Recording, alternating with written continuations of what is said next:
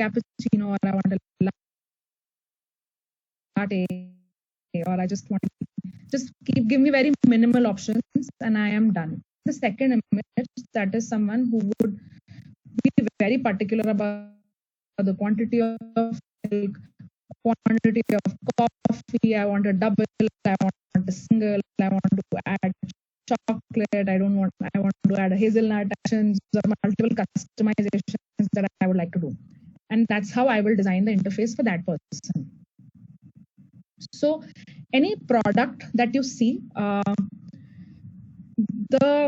the thought process behind it of any designer or any team that is working behind it, that is super important for you to go back and reflect. So if you're a designer and you're looking at a product and you're trying to critique, go back and think what was the thought process really? What are these people designing for? Who is their target audience? If you're not able to use it, could be one reason is that they've not done their user research correctly. That is one. Second thing is they've not studied how the user behaves with any interface like that. Or third could be that maybe you're not part of the target group they're designed for, right? So all of these things become very, very important when you are, say, studying a product, critiquing a product, also designing a product yourself. Figure out who your user is, and that is key. That is the first thing that anyone will tell you, that who is the user. Even when you're communicating your ideas, you're starting your own venture, you're trying to prototype something, the first thing is identify exactly who your user is, identify the characteristics of that user, understand the age, understand the gender, understand how technically sound, understand what is his general behavior like, what are the behavioral patterns that user has. That would really help you in designing the right interface or the right experience for this particular user, right? So if we had to take certain apps, right, if some of y'all could suggest any of your favorite apps and we can take those examples and probably talk about it. I'm just going to stop sharing for, say, a minute. And yeah.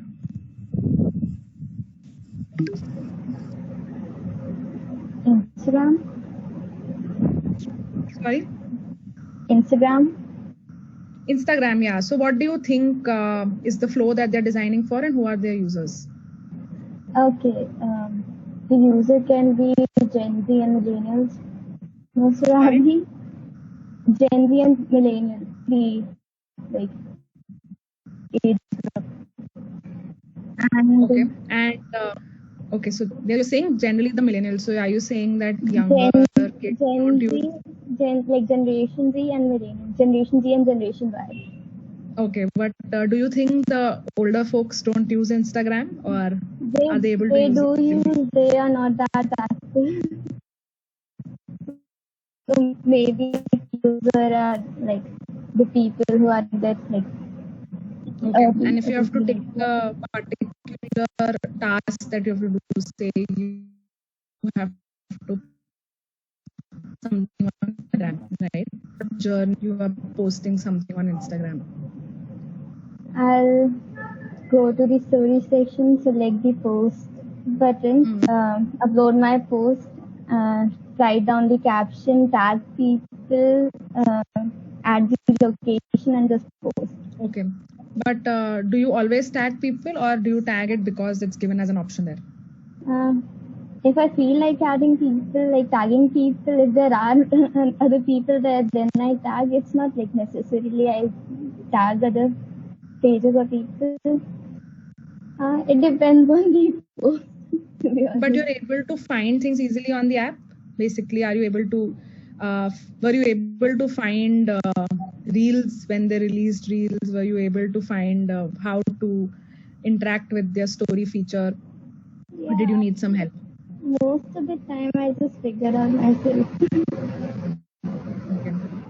Yeah, so I think another key thing that is important is that when these apps release new features, right, how easy is it for the user to understand that this is how this feature works? And Instagram does that well. While I don't know if you've noticed it, whenever they sort of introduce a new feature, or they introduce a new filter also. They do it as part of their own Instagram stories, right? So the Instagram account has their stories on top, and they will talk about what is the new feature they've released, how you can use it, how you can benefit from it. So they provide all those things upfront. As soon as you open the app, the first thing you see is the circle around the Instagram icon right on top, because it comes as a story, and you can learn it. So that also enhances my experience, right? So I am not going into something without knowing about it. I'm very clear on how to use this, and the way they position each of their features and how easy they make it, that while you're doing it on this, while you're making a story, all your actions are right on top. You're not going digging for filters somewhere else. All those things become very intuitive. Of course, there would be some things that may not work for you.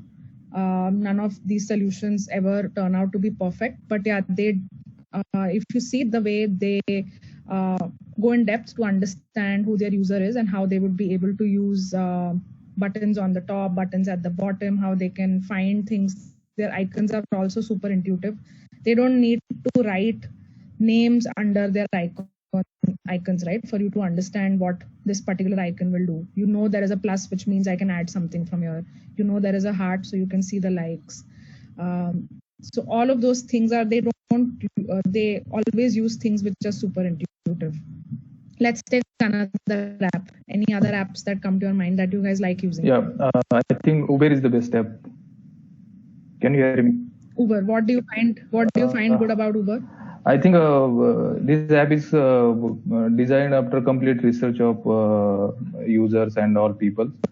Basically, user wants to book a cab instead of looking how it's looking like, or how many options are there, maybe how is look, color, and all these things. User wants to book a cab, and that is completely handled by this designer or that researchers. Right. So what do you think? What do you think they have researched, and how have they hit the nail on the head? Really, like what is their research finding that they've designed around?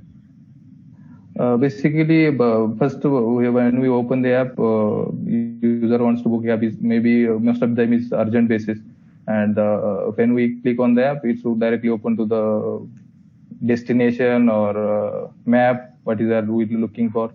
When user enter the detail, it goes out to the required one. Yeah. So I think Uber, if you see other cab apps, right? There are 2 or 3 in India itself. We used to have a Taxi for Sure. If you all remember, long back, I think that was among the first few cab apps that we had. So we had Taxi for Sure, we have Ola. Now we have Uber, but there are also others. If you look at some of US apps, there is Lyft. So all of these apps, at some point, initially at least, the flow generally used to be that you enter a location, enter the source, then you enter the destination, then it will show you options for the cab. You'll select what option cab I want, and then I go ahead and start finding the cab. If you see the older, that was how people are accustomed to booking cabs, right? You enter source, destination, type, you see the price, and the price is something which basically helps you make that decision that, you know, which cab do I want to book. How Uber changed it, and that is very interesting if you go ahead and read their design blogs or how they studied their user, I think, and especially in countries like India, Egypt, etc.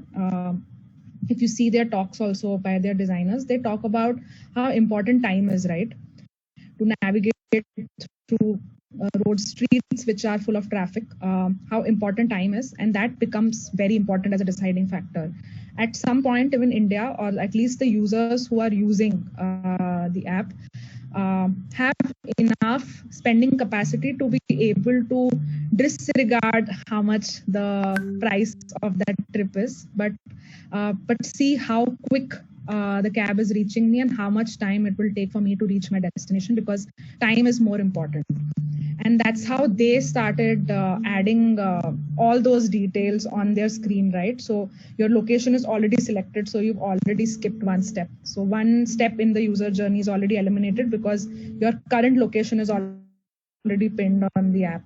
Then you enter the destination. Once you enter the destination, it shows you the time the nearest cab driver is going to take to come to your destination, and it also tells you the price and how much time are you going to take to reach that particular destination. And at that point, if a Uber Black or the not like the other one, the one without the, which is not Uber Go, not the cheapest option, even if the more expensive option is available and it's ready to come to you in the next 2 minutes, while as an Uber Go, which is much cheaper, but it is coming to you in 20 minutes, a lot of users will still click on Uber Black and go ahead because they want their task to be done immediately. They don't have time to wait for another half an hour, another 40 minutes. And how intuitive they make that, right, on the screen, to be able to see the time right there in the map icon, that how far away is the nearest cab.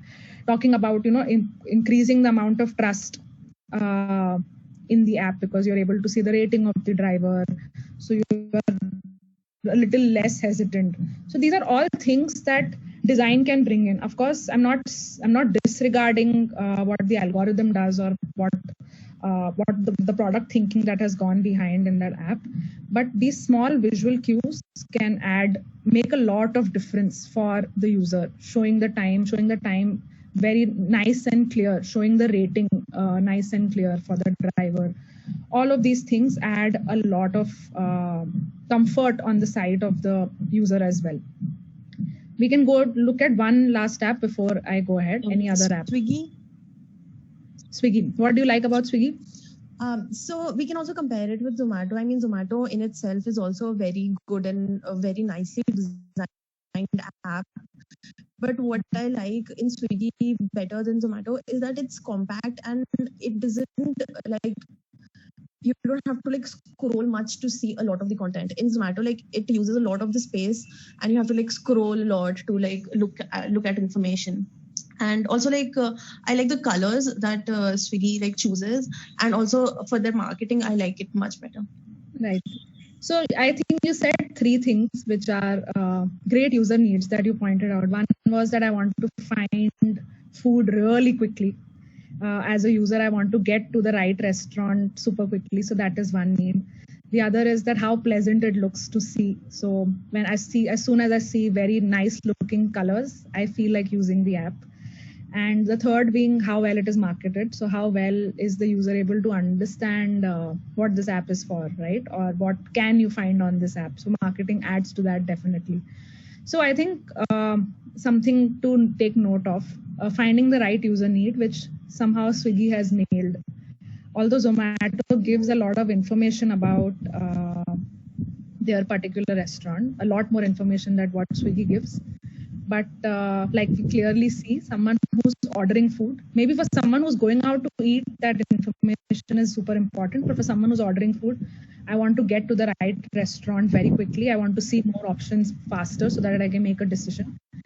And that is something that Swiggy has done. In fact, they do some things really well, where restaurants that you've ordered in the past and you've rated them well, they come right on top saying these are your favorite restaurants. So if you want to order again from them, it's right in the first fold of the app. You don't even need to scroll below to see. You can just select the restaurant from there and go inside and find what you need to eat and order it immediately.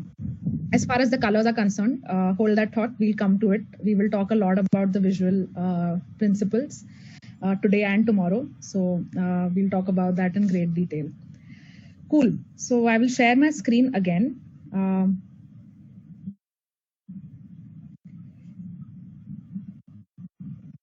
Yeah. So like we said, there is a UI designer, there's a UX designer, and you would also see a lot of people referring to themselves as product designers. Now, if I have to make it very, very technical, or I have to very clearly say, define that what is a UI person expected or UX, I can do that, and I will do that right now. But the lines are kind of blurred in the industry, to be very, very, frank with you guys. Whenever a lot of organizations are hiring and they say we are hiring a UX designer, they would still expect you to know some bits of UI. And similarly, if you're a UI designer, you are not just there to add a skin on the UX that is, or the flow that has already been created by the UX designer. Yes, there are design teams where they have different functions altogether. There's a separate UX team and a separate UI team. That happens. That is there. But if you're applying to company, if you're applying to startups especially, or smaller teams especially, when they say UX or they say UX UI, you need to sort of have an idea about everything. You may be an expert at one of these skill sets, but you should be able to basically be a good judge of what is good design, what is not good design, and basically produce good number of solutions. So let me just walk you through the different skill sets required and how does a day in a designer's life look. So a lot of designers are already on the call. Maithili, who's an accessory designer, a lot of these things would be similar to what she does, even though she's designing a shoe. The design process remains similar, but yeah, the skill sets kind of change. So you will define a problem, right? So say, like we discussed, that how does someone book a cab really fast? What is exactly the user need? That they need to see the time, they need to see the price, they need to know about the driver. That is the problem that you've defined, and you've drilled it down to the T. Even if, say, you're saying for Swiggy, if the problem definition is that I want to design a better browsing experience, define the user need. When you say better browsing experience means what? What are you improving? Are you improving the speed? Are you reducing the number of steps? Are you giving more information about a particular restaurant? Are you giving more information about a food item? Or are you making payment easy? What are you doing when you say I'm improving the browsing experience? Are you creating collections for the user to say, look at all restaurants that have great burgers or have great Chinese food?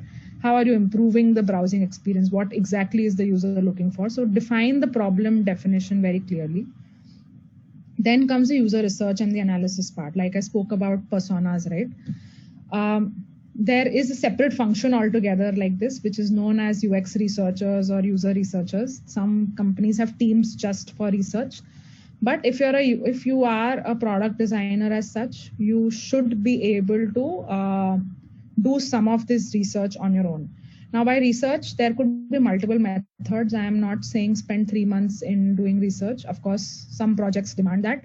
But for you to be able to understand the user, there can be multiple methods. You could look at existing products in the market, how they are trying to solve the same problem. Who are their users and why would they come and use your product? What are you doing differently?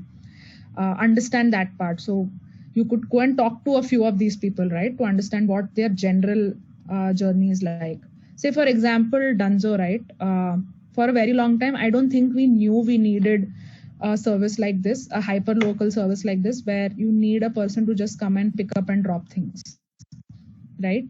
Of course, you ordered things from shops, from restaurants, from whatever e-commerce and things that were getting delivered. But just making a service where, you are trying to do something from point A and make it reach point B, that wasn't there. But someone did that user research to find out that this is a real user problem and how do people do it otherwise? Do they have like people in their offices, like, peons or boys who go and deliver things? Do they always use a courier service even if they have to deliver things within the city?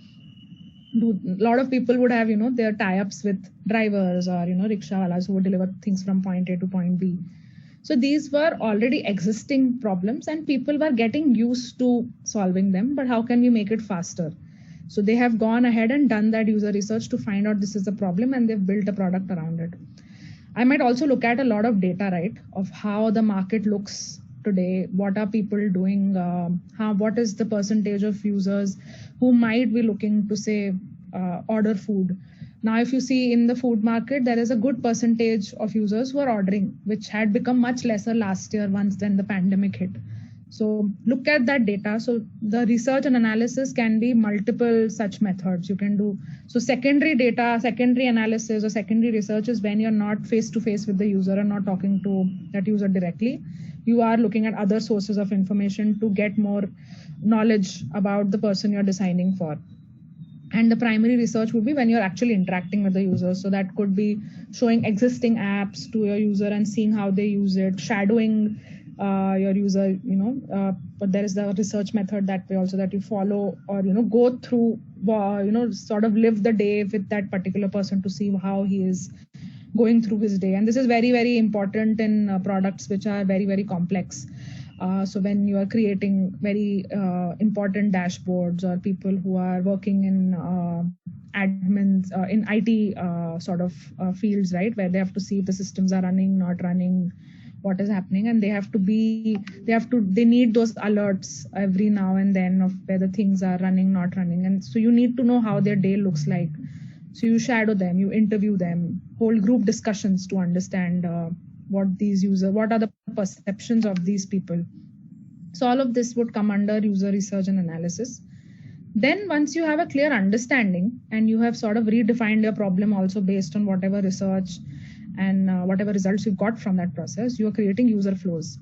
So you will create multiple such flows. You might create a very happy flow, which is an ideal flow for the user. When he comes, he finds the right thing. Say you're designing for an e-commerce company like Amazon.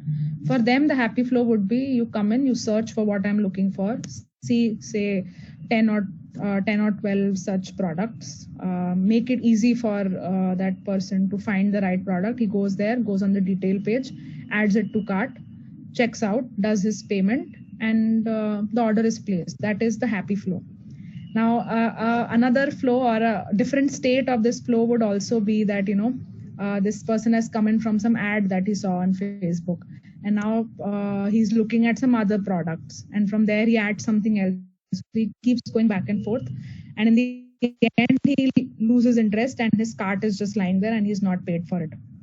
Now, how do you design for that particular user? How do you make sure he is coming in and buying your product or buying things that is added to his cart? So there are these different states for different kinds of users you will design, and you'll create all these flows. And you would also put them in terms of wireframes. I'll show you in detail how a wireframe looks, but wireframe is basically a skeleton of your screen or of your UI that you would want to create, just to show how the flow of that product really looks like. And then you would start adding things like fonts, colors, layout to create a prototype. A prototype would basically be where you've not really coded your product, but you have created some sort of a click level prototype. It could be, you could also create it with paper if you want, with your wireframes. Just make wireframes on your paper and ask the user to navigate through different screens. Or it could be that you've created a click prototype either using PowerPoint or any other prototyping tools. And then you test this with your user. It's important because you would then understand where you're going wrong. You will be able to validate your flows. You'll be able to validate the kind of design that you've done, or what you are expecting the user to do. Is he doing that or not? And you will keep making those iterations and testing again. So there'll be multiple such iterations. Then you would properly finalize the layout. You would clearly make the skin on it, add the animations, the transitions, all of that. Apart from all of this, while you're doing this, you're also collaborating with different departments in the organization. So you're part of a design team. Your job doesn't end just handing over your design to the engineer. You are speaking to multiple functions. So you're talking to people from business, from sales, from operations. If you're designing, say something, even say you want to sell something on your website, right? Your business, people from your business function and your sales would have different goals from it. They would expect you to add the offer in a certain way. They would expect you to order things on the screen in a certain way so that the user can see the offer, gets attracted to the offer, makes that purchase, right? So they will have those different goals. So you have to, in some way, wear many hats and be able to sort of collaborate with different functions and also be able to communicate. So communication and influence becomes super important. Till you're not able to communicate your solution to your user or the people who you're working with, your solution is as good as useless. If they don't understand, if they don't get convinced with what you're building. So that is another skill that every designer should work on. In design schools, how they do this is we don't have exams in design schools. There is always something known as a jury. So when at the end of a semester or at the end of the year, you will present your design, you will communicate it. Either you can use any method. You use some sort of a storyboarding, you use some sort of a film, or if you just talk about it, just use a slide deck and just talk about it. But you being able to communicate exactly what your product is doing or what your design is doing and the impact that it's going to create is super important. And that is one skill that everyone should learn, should invest in learning as well. Talk to people in the industry, get more feedback. Always when you build something, don't keep it to yourself. Even if you're freelancing, always keep taking feedback, and not just from your clients, but also other folks around you, right? The more you practice this communication, the better it is. And frankly speaking, that is also what helps you when you're interviewing with different orgs, right? How you communicate your solutions. So all these skill sets are super important. Of course, if I have to split them into UX and UI, I would say UX person will do the problem definition, he would do the research, he would do user flows, maybe make wireframes, and probably do the user testing. Then the UI person would probably enhance it with prototypes, with typography, with colors, with layout and all of that, and also sort of do the user testing along with the UX person. So at some point, these two designers have to meet. And hence, you may want to be a product designer, but you may have an expertise in one of these things, right? So you may be an expert at building flows and doing some research, or you may still be able to produce great solutions, but your expertise is mostly the visual part of it. So you can sort of build a niche for yourself, but it is important that you know or you have an idea about all these different skill sets. So you should know how to do it. Of course, you will learn on the job, but it shouldn't be that you're only focused on visual design and you are not able to think about the user correctly. You give that job to someone else. You understanding the user is equally important when you're doing the visual design or the UI work as well. So in spite of having different roles, you will still be solving for the same user, right? So it is important you pick a skill set and you, of course, have an expertise at it and you build that skill set, but don't neglect the other things. You should know the other things. You should know how to solve a problem. That is very, very important, and be able to communicate and collaborate. And these are some things that also any employers would look for. A lot of these skill sets like softwares and all, it's okay. People will learn on the job, even if you are an absolute fresher and you have no experience.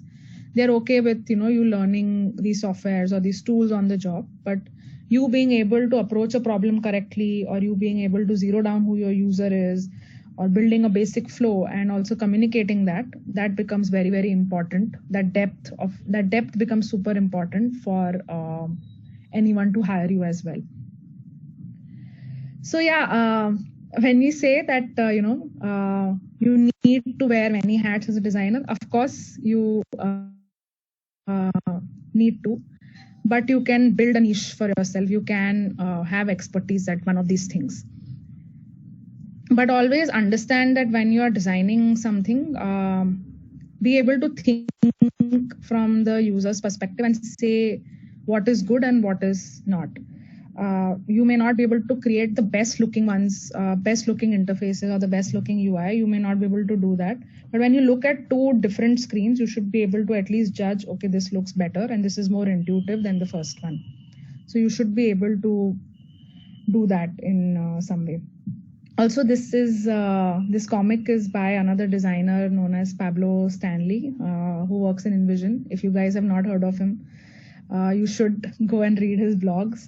There are a lot of things that he talks about, and he does a lot of workshops as well. He is one of my favorites, so you guys should go and check out his blogs as well. Yeah, so now coming to the different steps, like I already explained all these steps, right? You have a problem definition, you do user research, information architecture. I said I'll talk about wireframes and visual design and the prototyping bit. Now I'll just present one of my files. So this is a very basic flow where, are you able to see this? Yes. Yes. So yeah, so they are just creating a flow for basic login and profile creation. This could be for any app, not necessarily one particular app, but this is a very basic structure or a flow for anyone who would want to log into your app. So I would start with something known as a wireframe. Now, wireframe is basically a skeleton, like I mentioned, where I might have not added a lot of details. To give you more idea about a wireframe, maybe I can show you this, which is, yeah, so here basically I have designed wireframes for someone who has ordered food but has not liked the food at all. So now he wants to complain. What is the flow of that user, right? So while you are rating your food, you've rated it, say 1 or 2, and then you say, you enter the reason why you've not liked something.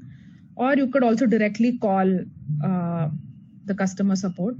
You're talking to customer support on the phone. After that is done, again, you get you come back to the app and there is a message there, which could be either in the form of a chat or some sort of a notification, which resolves your issue or refunds your amount or whatever. So this is a basic flow, a very high level flow or a high level wireframe that I would create for any flow.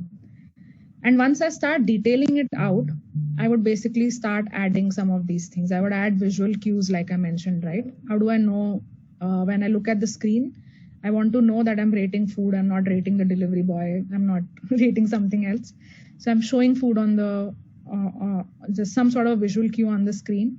I'm using stars instead of putting it as 1, 2, 3, 4, 5. I'm using stars because that is more accepted as a rating mechanism. Users understand that most websites, most products would use emojis or stars for you to rate something. So I'm using stars here. And then showing you these tags to tell you that, what went wrong, and you can select that and submit your feedback, or you can also call. Now, this is a very basic UI, and this is where I've added the visual elements to it. Now, what I was showing you on this tool, now folks who don't know, this tool is Figma. This tool will help you to create wireframes, to create all the visual elements, and also create prototypes. I'll show you how we create prototypes also. So, so say this is something, I've not created all the wireframes here, but yeah, so this is my basic wireframe that I wanted to start with. I wanted to create a login flow. Now I have gone ahead and created those wireframes and also added a lot of my visual elements on top of it. So I've added other things as well, right? You have forgot password, or say I had very casually written sign up over here, just to make sure that people know that it's a sign up flow hai yahan pe. I've not created a lot of details. I've just put it in a wireframes. But when I'm creating the actual flow, or at least when I want to create a prototype, I've added all those steps. There is a forgot password. There is good amount of communication to say ki if you don't have an account, then you can sign up. If you're signing up with Google, Facebook, Apple, then I'm showing those logos. There are also some brand guidelines attached with each of these brands. So I want to show those logos correctly or use the right button, etc. So I create that. Now, if I've forgotten my password, what should my unhappy flow be? So I've created that flow as well. So the error is very clear because it's in red. So I'm able to see that something went wrong in the first glance. Even if I don't read what went wrong, it's very, very clear that, okay, so I have not been able to log in. I go ahead and do forget password. In that also, if there's an invalid email address or I want to validate that, that can be done. There is a OTP verification and I can go ahead and create my new password. Then I can create a profile and also add my payment details if I need to. These are things which will help me when I'm just onboarding to the app, right? So where I'm just adding certain things to my notification, or I'm adding a few friends. Just for an example, or maybe I'm creating some sort of a social platform. So I need to add friends. I want to enable notifications, also give options to skip. So these are again all the unhappy bits, right? The happy flow would be, or the primary call to action over here would be that you turn on notifications. So you click some of these and you turn them on. But if you don't want to, the user is someone who doesn't want to, then there should be a clear action for him to either skip or ask him to do it later. So think of all the unhappy flows as well. Here as well, right? If I'm trying to search for a particular friend, when that search result does not give any result, if the search is not giving results, and what is the state of the page? How do I know that something is happening, right? After I go next, after I've selected something, and when the profile is being created, I show some sort of an animation or a loading transition to see that something is happening. It's a feedback for the user to say that, okay, wait, hold on for a couple of seconds, something is happening, instead of showing him a blank screen. So again, I'm adding a visual cue here. Now, if I had to test this, right, if I want to test this flow and see if the user is understanding, I can link all these screens. I've created all the states, right? Happy, unhappy, I've done all of them, and I should easily be able to test this. So now what I have done is basically, can show you that I have linked some of these things. Can you see this? I have linked certain elements with the next screen. I have created these kind of prototypes. So now if you are, say, if there's a happy flow and you are able to log in, it directly takes you to create a profile. Now, if you don't want to create a profile, it takes you to notification. Now, if I turn on if I click on turn on notification, I can select things and go ahead and complete that flow. Or if I'm skipping that, or once I'm done with notifications, I'm able to add friends or invite friends as well. So I've linked all these screens, and I can actually play this, right? In fact, some of these apps also have a mirror app on the phone, right? So I can actually send this link to the user, and he should be able to open this on his phone and actually use it like any other app. So if you see, once I start typing password, my password is filled, I can log in, or I can go ahead and create my profile. I can skip this if I want to. My notifications are here. So I say I want to turn on my notifications. I should be able to select these, I can turn them on, or I can say if I'm going back, I want to skip it, then I can add more friends. So I can create a prototype like this. So prototypes can be as simple as this, where I have just basically connected different screens and made a very simple click-through prototype. Or I can add more details also if I want to add animations, if I want to add things like transitions. So say, for example, let me show you something that I have been working on for an example in terms of prototyping, right?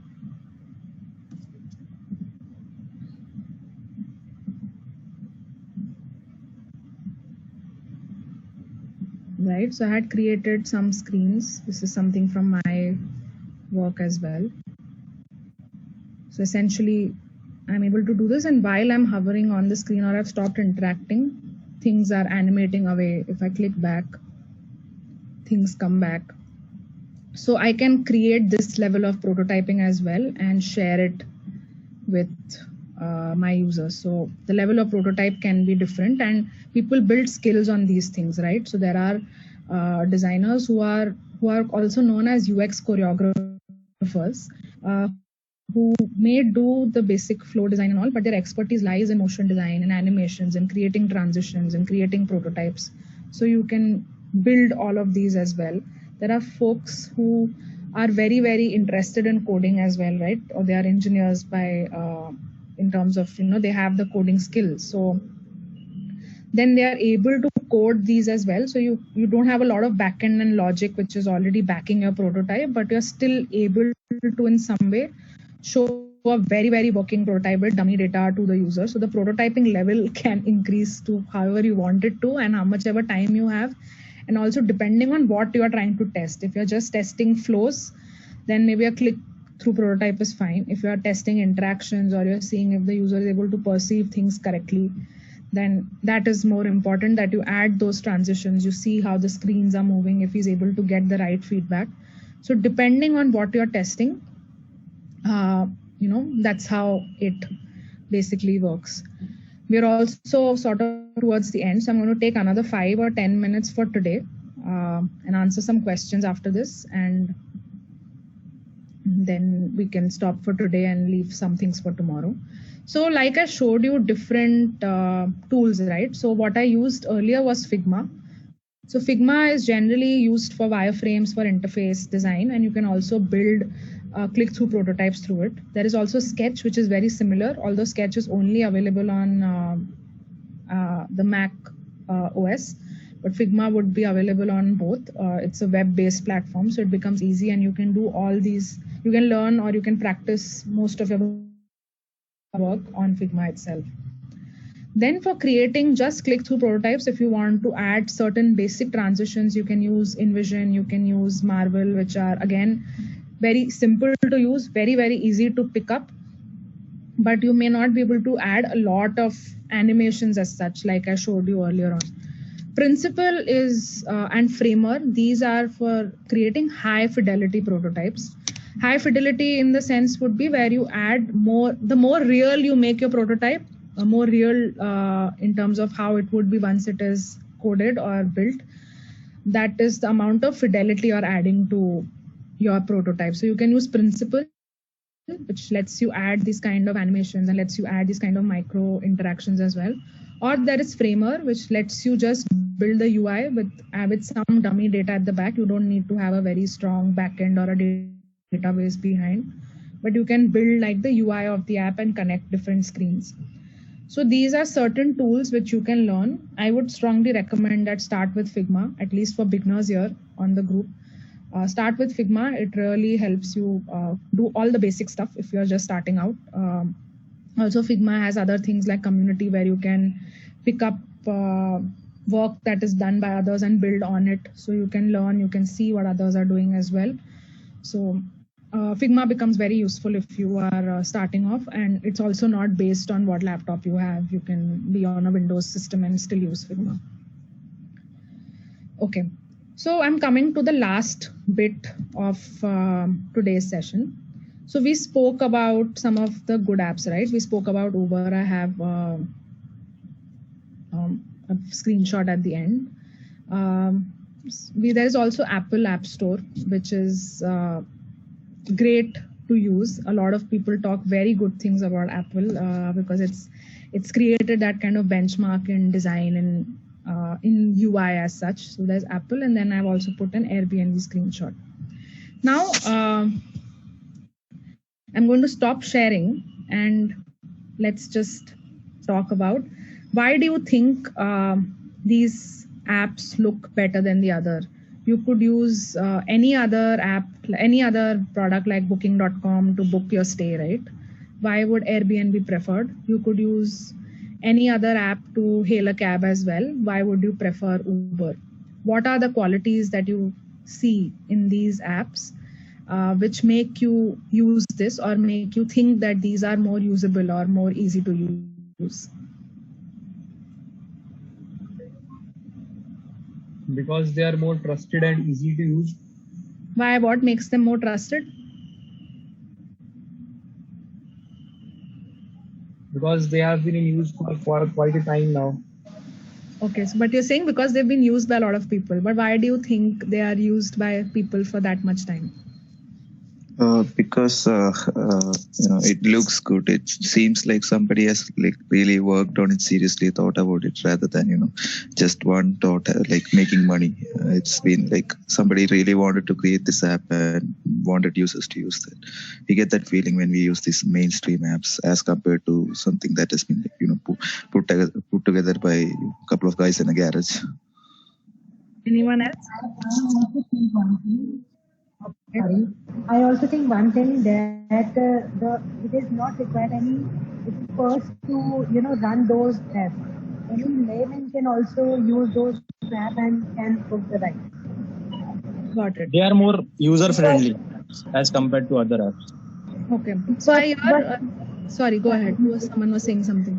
I was saying, first of all, they were, what I came to know, they were first of its kind. And they were marketed well. That is why I came to know about it and I downloaded it in the first place. And I didn't switch to any other app because of the UI, because of the UX. It was very good. It was very user friendly. So I never needed to switch to any other app. That is why I'm using it right now. Okay. So I think I heard like a few words. One was user friendly. Then they were good to look at. They were easy to use.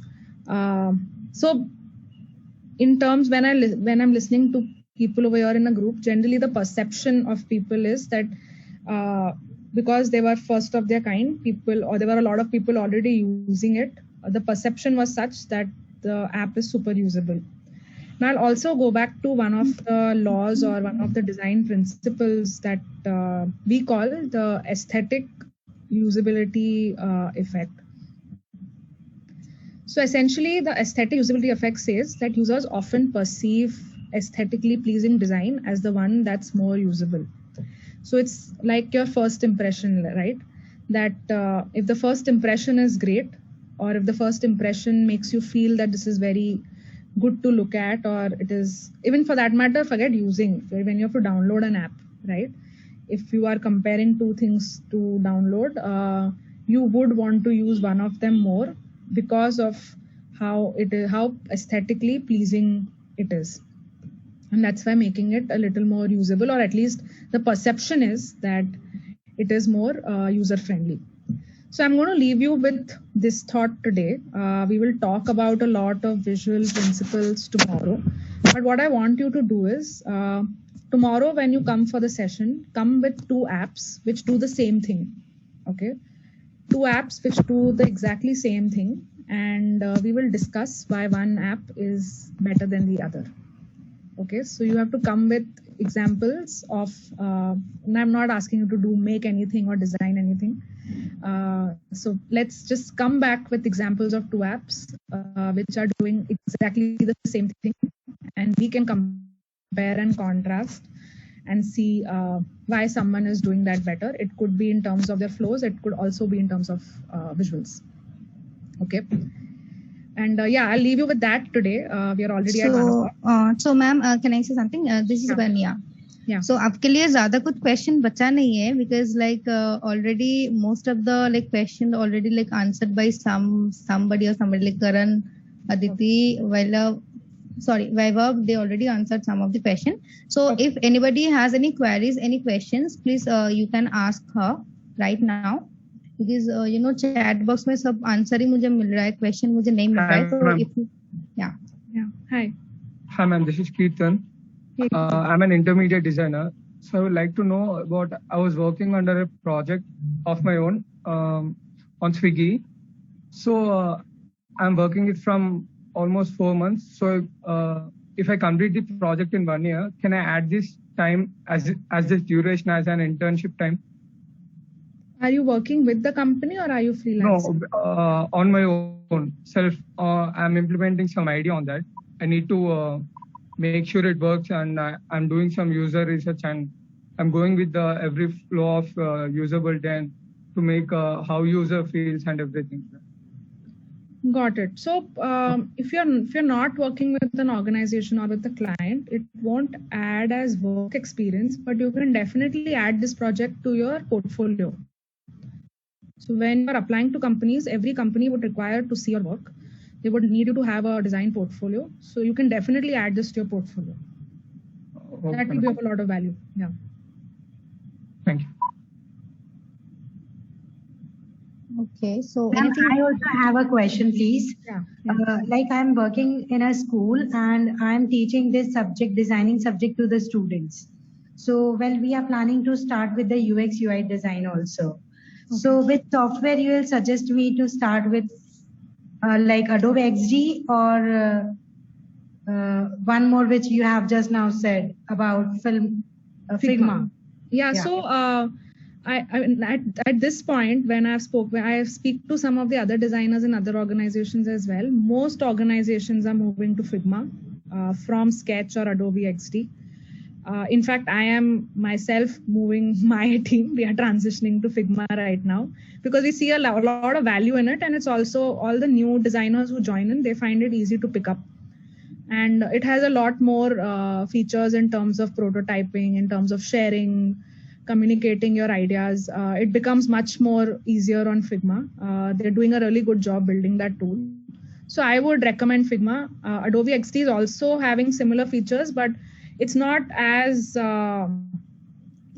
easy as Figma is to pick up for beginners. Okay, thank you. Ma'am, Amit is asking, should we know graphic designing up also to be UI UX? So graphic design is basically a subset of UI design in some way. Although the users you design for in graphic design are different. So what is graphic design, right? You will be, say, creating illustrations, or you would be creating some sort of a visual communication to communicate something. It doesn't necessarily be have to be on a digital interface or on an app. So again, graphic falls under the same skill sets of a visual designer or a UI designer. So if that is something that interests you and you would like to have an expertise at it, go for it, learn it, become a great graphic designer or a great visual designer.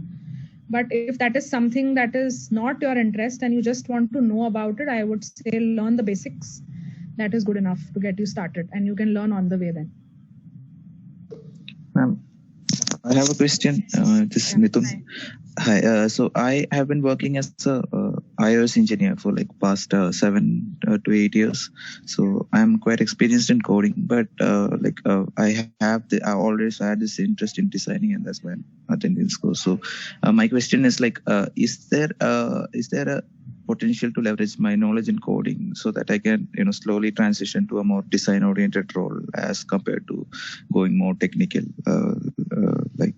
Is that something you have done? I mean, seen somebody doing? Yeah, absolutely. I think most designers are engineer turned designers, and you can definitely use your knowledge because it makes it so easy. It would make it so easy for you to communicate your designs to any engineer, right?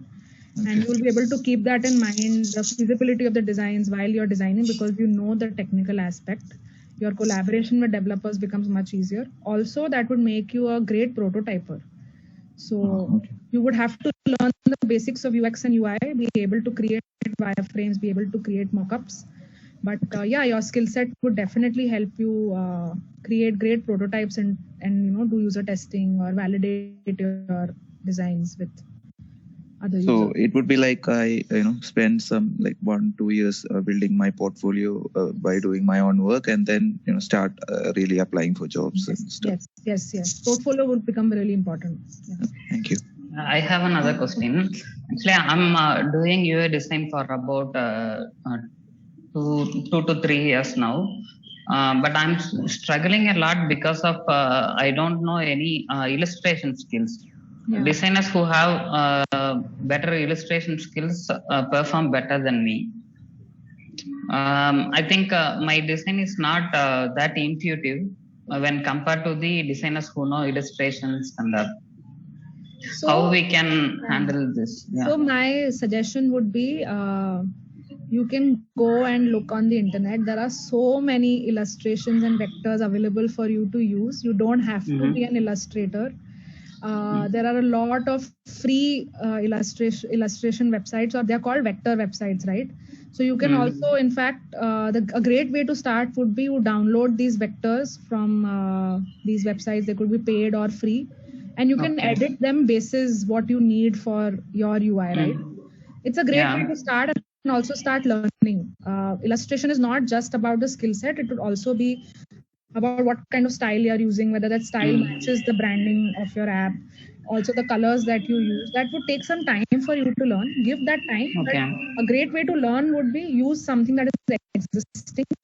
You will be able to see, on when you download these things, it says that, you can edit these or they're protected under a copyright where you're not allowed to edit these. So you can pick up illustrations which are open for editing, and you can just give credit to those illustrators and go ahead and edit and use them in your apps or in your products.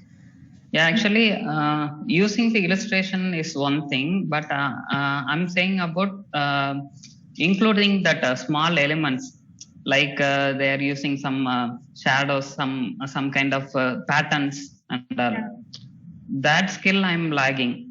That is what, So that's how I learned it. I will tell you how I learned it, because even that was something that I was not good at. So I used to look up things on Dribbble, on Behance, and see how people are doing it. On Dribbble, for others also, Dribbble is a place where a lot of designers put out their portfolios or put out the UI that they build. Some of these people also put out open files. Okay. you have to do some hunting, some searching. Some of these people will also put out open files which you can download and try your hand on, so you understand how these guys have got this effect on the button, or how they've created this pattern, or how they've used this icon, how they've added the shadow. All of those things can be learned. The first thing is you can actually as is copy what someone else is doing and then build on it. Because when you're copying, you're learning that skill, that how to add this, and then once you start putting it in your own context of what you are building, you'll be able to add things. You can change the color, you can make it bigger, smaller, whatever. You can learn on top of it. So one is do that, and recently I have started exploring the same thing on Figma community as well, where people put out their open files. So if you're using Figma and you have a license, you can access their community where other designers using Figma publish their open files on that portal. You can download it, basically duplicate and make your own changes on it. So that would teach you how these people are building those kind of buttons, or how they're adding shadows, or what kind of icons they're using. You'll be able to learn all of these things from there as well. Neelam, if you don't mind, I'd like to build up on what you said. Thank you. So good. I'd like to help him out, because same thing a lot of my freshers who I train in the company are facing. So there's just one liner I give them, right? If for them to remember, it's just get inspired. That is the most important thing you can do. If you get inspired and if you try to replicate what is there, you learn it. Then it is there in your mind. Next time when you're doing the design, input boxes, it has to be minimum this much size. The shadow has to be not black always. So all that things comes in naturally then. So Yeah. Okay. Thank you. Thanks, Neelam. Thank you, Karan. Thank you, Neelam ma'am. And thank you all of you for joining the class. Hope to see you guys tomorrow as well. So I guess you guys have enjoyed the class, right? I have one more question if I can ask. Sure. Actually, I'm a freshly graduated architect, and I got an interest in UI UX designing and all. And so if I want to build a career in this, and then I want to apply to companies, I'll obviously have to make a portfolio. So I want to know what not do I need to include, what kind of works do I need to include in this portfolio? So Sadhana, I'll be covering a part of this tomorrow on portfolio. What all do you need for a portfolio, and what kind of companies you can apply. So that would actually be the last part of my session tomorrow, the last 5 to 10 minutes. Okay. I also see a lot of other beginners, so I'll just include this tomorrow, so we can talk about this in detail. Thank you. Yes. Okay.